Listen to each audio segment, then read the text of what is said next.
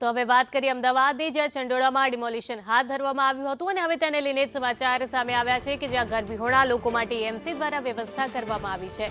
મનપાએ અલગ શેલ્ટર હોમમાં તમામની વ્યવસ્થા કરી છે। જેમના મકાન તૂટ્યા છે તેમને ઈડબ્લ્યુએસ હેઠળ હવે મકાન આપવામાં આવશે અને જ્યાં સુધી તેમને મકાન ન મળે ત્યાં સુધી શેલ્ટર હોમમાં તેમને રાખવામાં આવશે।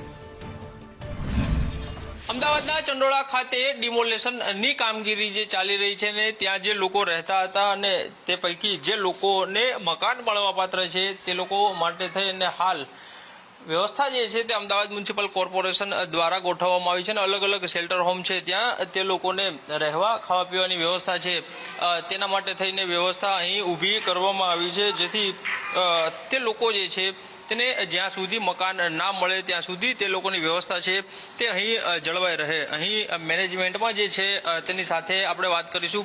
શું કહેશો, અહીં કેટલાની કેપેસિટી છે અને શું શું વ્યવસ્થા તે લોકો માટે ગોઠવવામાં આવશે? 450 માણસની કેપેસિટી છે અહીંયા અને એ લોકોને જમવાનું બી સુવિધા કરી છે, એ લોકોને સૂવા માટે બેડ ને બધું કર્યું છે।